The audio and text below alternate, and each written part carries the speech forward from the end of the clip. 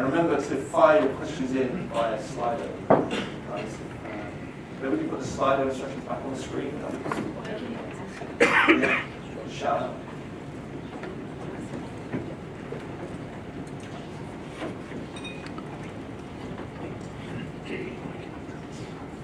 Okay, so we have a range of views here from different parts of this industry, and sitting here listening to you all, it does strike me that things are fragmenting even perhaps more than I thought in terms of agency, brand, publisher, platform. Am I wrong? I think are you guys coming together? Are there more ways to work together, or are you sort of moving into your own lanes? I don't think we're splintering. In fact, I think that the imperative is we have to work even closer together. And I think that where you find great ideas and successful partnerships and great work is when that happens. I think there is no room anymore in terms of territory and who owns what, because that is not the consumer experience, and so therefore it should not be how we work.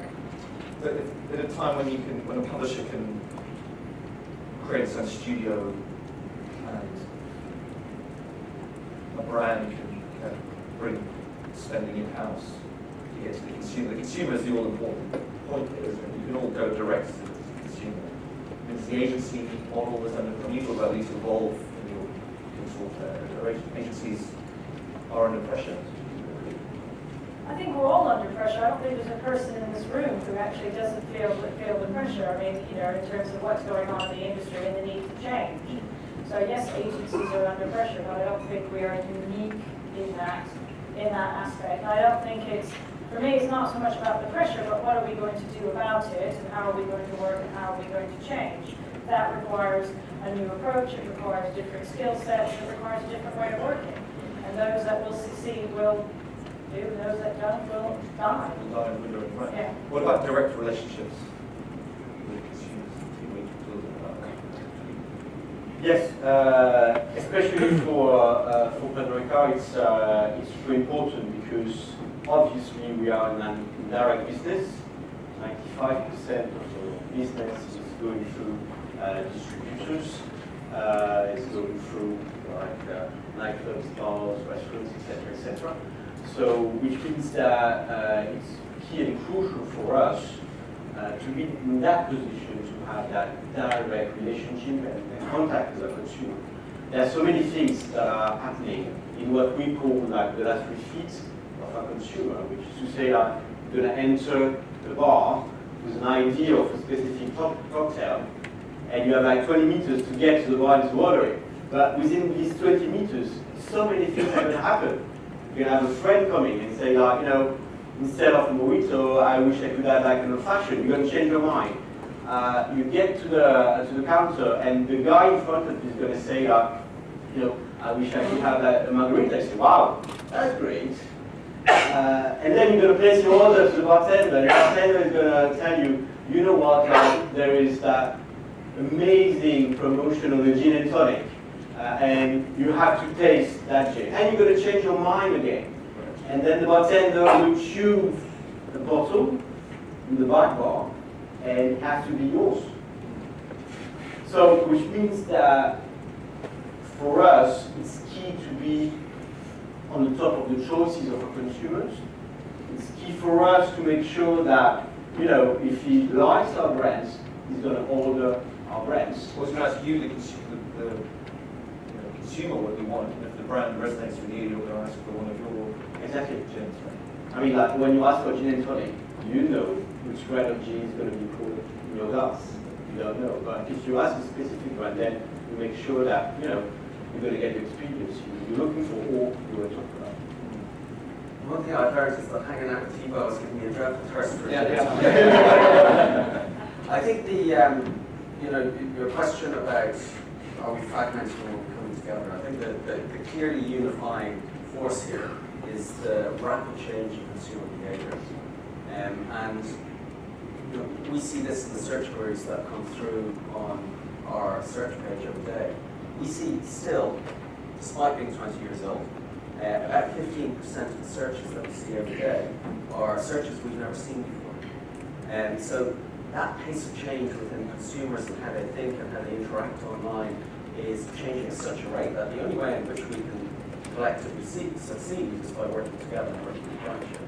So, I see a lot of stories written about how agencies are under threat or how advertisers are going alone. What I see is very seldom any instance where anybody is acting on their own. They may have changed the relationship or transformed from what the model was 10 years ago, but they're just adopting now to a new world which is much more heavily based around data, using the first, second, and third-party data. They're still buying across broad ranges of media, not just online. And the advice of third parties and of media agencies and other types of agencies is crucial to all of the customers that we continue to work with. But there still seems to be tension. But I think is that the wrong way to read it? I think in any good commercial relationship, there's always, any good partnership, there's always challenge. We're always going to sit down and push each other about, well, can you do more of that because it would really help me out. That's the good commercial relationship, and I think that's what makes a great partnership. And I think some of the tension, we'll go back to Helen's talk about how we're not necessarily remunerated correctly. Part of the problem, or how we feel we should be remunerated for our efforts. And the fragmentation probably has put additional pressure on that, because I think fragmentation is into a huge amount of different areas of specialism which everybody wants to claim a unique knowledge of, which leads to, if you want to be truly cooperative and collegiate about the industry where we're all trying to do the same thing, apparently from what we've just been saying, is like giving true credit for everybody's unique input. I don't know at the moment that we've figured out how to work together. I think there's a real desire from brands and from media agencies and from tech platforms to figure out how do we do this better. So at the end of it's like, but then how do we all get paid at the end of it? Right. The challenge. You're not as optimistic. That sounds optimistic. Right. No, I'm optimistic because I choose to be. Right? Challenging but optimistic, and that is because if we keep doing the right things and we work with people who are motivated to be doing things in the right way for the right reasons, then we will get through this. If we're not able to, then it'll be far more challenging. Well, on the remuneration question, I think Ricard said recently that the big tech platforms should pay a kind of carriage fee to publishers. So basically, Google would pay big publishers a fee because they're benefiting from their content, their journals. What's I haven't had that conversation with Mr. Murdoch, but going back to, if we talk about news specifically, and just some of the things that I talked about there. So we send about 10 million viewers a month to news publishers, and Deloitte values those at 3 to 7 pence per person, depending on the site quality of the article.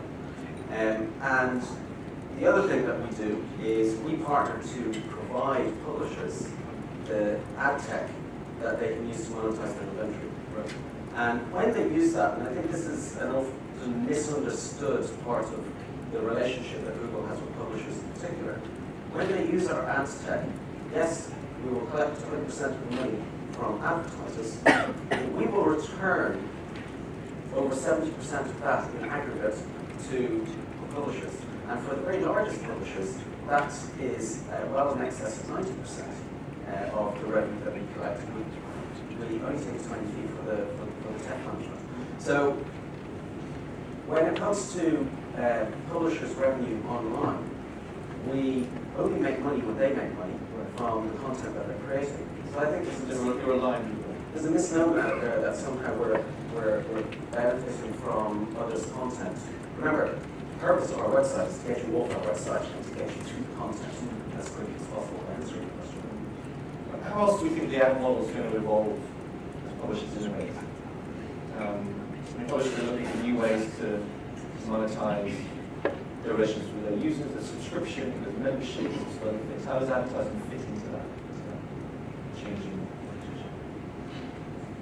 That's a very good question. I think that there is clearly the intent and the will to go for new forms of content from an advertiser's point of view, to propose to our consumers. Hence the reason why we, at least at Pernod Ricard, we tend to be more and more in contact directly with publishers. Where we are still a bit struggling, or where we need to find again that common language, is how we are in that position to balance or to overcome, I would say, like that kind of traditional marketer approach around this is my brand, these are my values, like the top down of what we want to say to the consumers. With obviously what consumers want to hear, what consumer wants as an added value, and this is where publishers are the best position, because like we talked about value and values, and again, like, I believe that that synergy still has to be established, to be also, I would say, like understood by advertisers, where they would be surely like bolder, I would say, or be braver in that approach. We know that we have to go there, because again,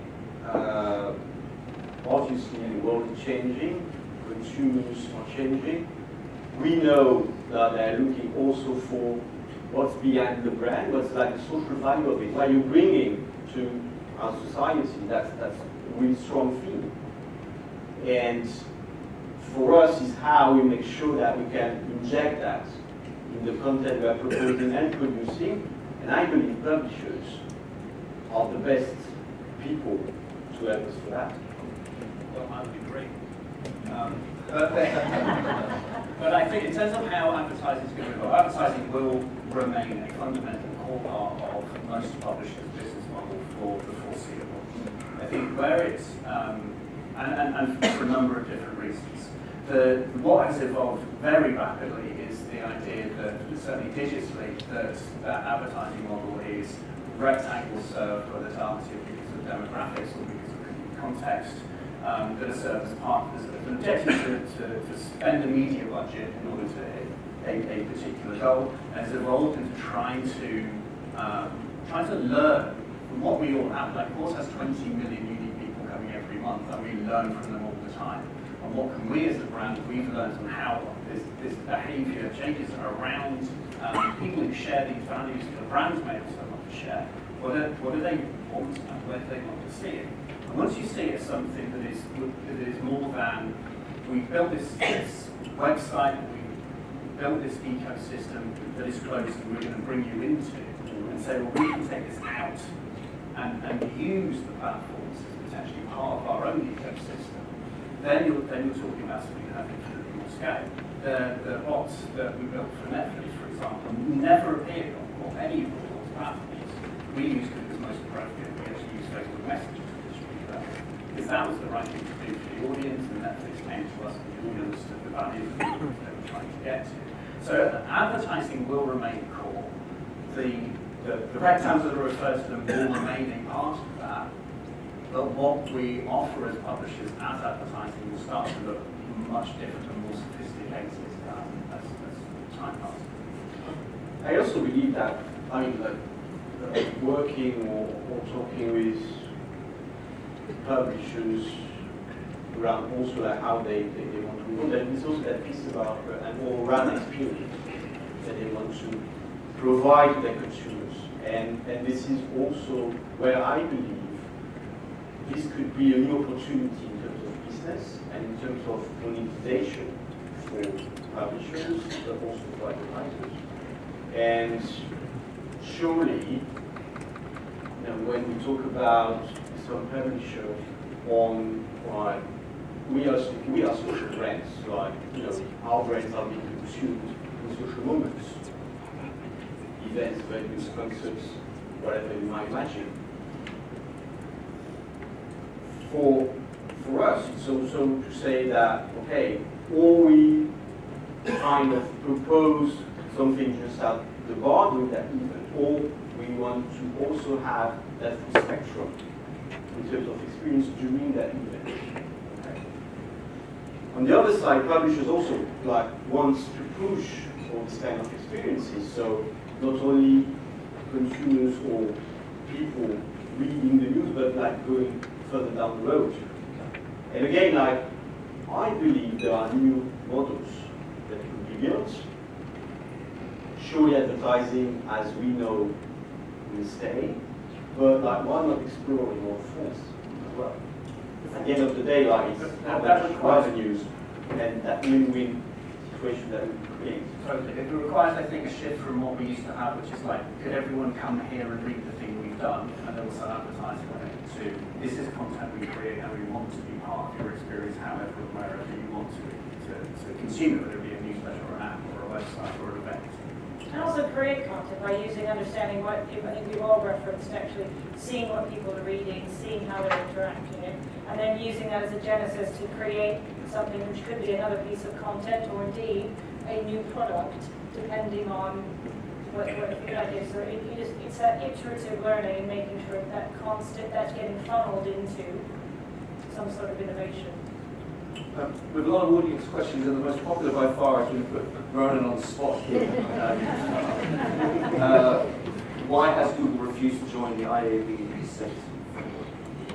So, and I don't know who's here from the IAB, but we continue to talk very closely with the IAB, and we definitely want to be part of that partnership. I think, as anybody who's engaged deeply with GDPR knows, it's not an exact science. There's a lot of interpretation involved. We continue to have lots of discussion with DPAs all around Europe about what certain things mean, and we often get conflicting advice on that. So we're working really, really closely with the IAB to figure out the intricacies of that partnership. And for the question earlier on, while challenging, I remain optimistic. Okay. I like this question too. I think it says a lot about, possibly says a lot about the woes of the ad industry currently. Is there a downside to interaction with digital advertising being measurable in much more sophisticated ways than advertising in broadcast and print media? I mean, does digital advertising sort of explode the myth of advertising if we don't know which half works and which half does? Is that a bad or good? Looking at Thibaut. Yes. Thibaut, what do you think? Let me read the question. So I have a view on this, which is we're kind of in a case of maximum disruption, and I think if you kind of roll forward 3 or 4 years, you get to a point where the complexity that we're dealing with now around kind of brand new tech platforms, huge amounts of data, a proliferation of different types of media, all starts to get organized and fade into the background. And I think marketeers and content creators will start to have an engine that powers their craft. I think marketeers will be able to get back to the job of relying on that engine of data and technology to gain the insights about where their consumers are and place their bets on the creative aspect of telling stories of their brands. I think there will be much closer partnerships with publishers around that. The publishers have created those audiences that they want to engage with. And I think a lot of the complexity will start to get out of our hair that the technology and the data piece will very quickly. If you know who's seen your ad, you know how widely it's traveled, you know a better idea of whether it's worked or not. Versus How do you know, just because someone's seen it, how do you know that I sometimes think that because you can measure different things in the digital ecosystem somehow, that somehow means something. But actually, so I've got 1 billion views. Okay, that's quite a lot. Okay, so, but I've got X number of views. what does that mean? Yeah. What does it mean? So I think that's one bit. Just because it's measurable doesn't mean it's meaningful. Right?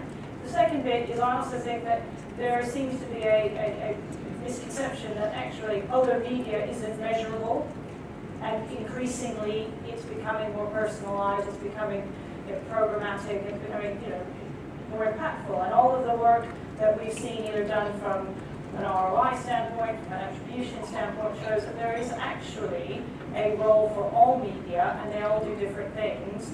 And just because it sits in the digital ecosystem and you can measure it at a much more granular and individual level, doesn't necessarily mean it's more valuable. You talked about the need for different KPIs in your Yep. presentation.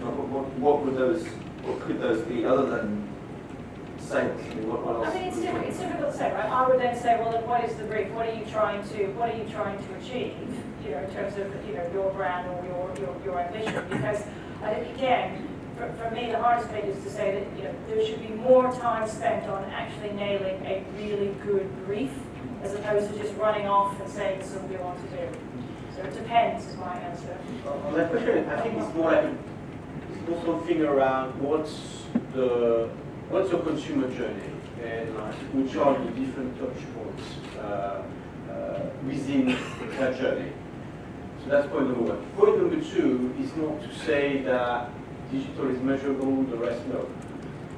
I think there are also some crossovers and some paths.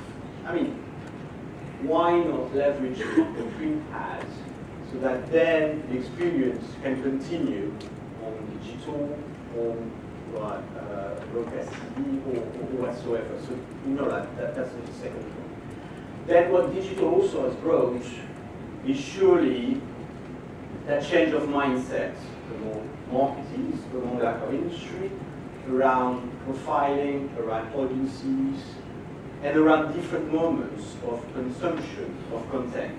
When I say content, it's also including advertising by definition, because that's such content. So, which means that for certain audiences and for certain moments, print will work and will work, and the same for broadcast.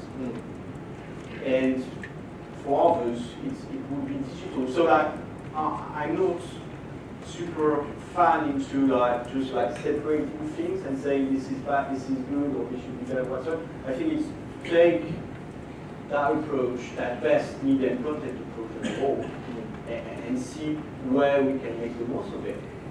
Well, and I think that when you say what is good and what is bad, one of the things that worries me about you saying that digital is so much more measurable than anything else is it just because it's data doesn't mean it's accurate.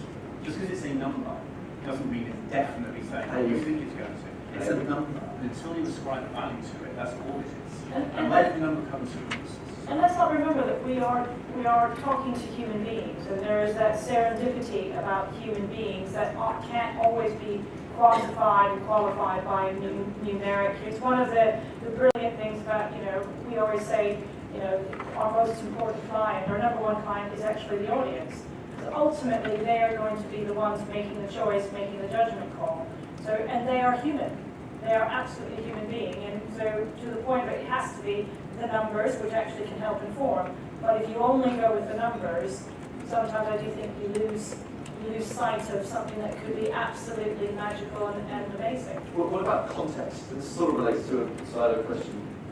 The context of an ad, which I keep hearing people talking about in a way that wasn't here about 2 to 3 years ago. And I think it's because we've all read the sort of negative stories about ads being placed next to bad content on particular platforms. I mean, how does this context become more important to all of you, or is it?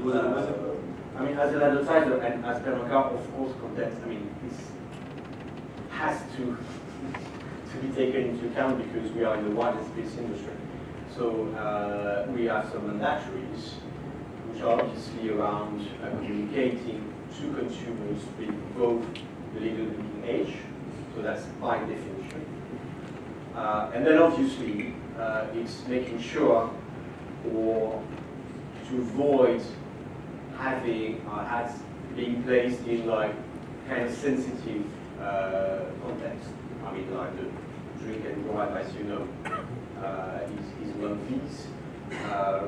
Movement is another one. So that there is that kind of social responsibility that we need to have, and that we commit, and that the industry of wine and spirits is committing to. So that was always the case. And I don't know for other advertisers how it looks like. So maybe add to that. But With respect to the principles of marketing, right message, right place, right time, etc., I think sometimes we forget the principles of marketing. So context is important, not only for the reasons you mentioned in terms of appropriateness as well as social responsibility, but also for what is the frame of mind of someone in that space? Are they going to be receptive? There is nothing more annoying than being on your phone, trying to get to something and having it being blocked. I don't care what that's not, for me. And I think we forget sometimes that we are all also consumers,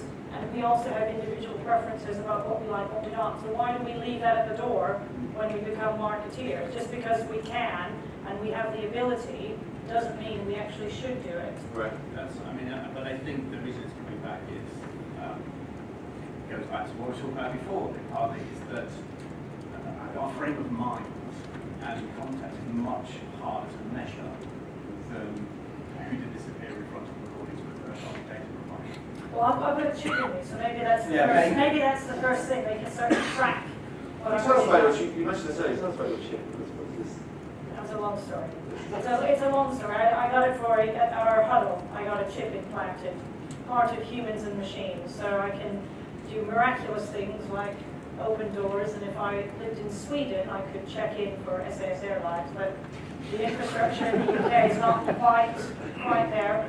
The only question I did get, because I share the building, in the same building as Google, is Google going to tap into it and start to control me? Hasn't happened yet. Hasn't happened It's a yet. matter of time. No, well, I don't know. Maybe, yeah, we'll see. One example on that, that's a bit extreme, but there was that experiment from Facebook that was a year or two ago, where it was in the UK actually, where users within their settings could decide not to be exposed to wine and spirits advertising. I don't know if you heard about that. And obviously I had calls, etc. Like people, wow, I think it's an issue. I said, no, that's great. That's great because if people don't want to be exposed to wine and spirits advertising, that obviously means that that's not their interest. So instead of wasting money, disturbing my consumer with advertising, I'd rather save it. I'd rather not annoy that person and be more efficient. So slightly different to the context. It's a bit like. We're out of time, but we can get on to the next panel. Thank you guys for your presentation.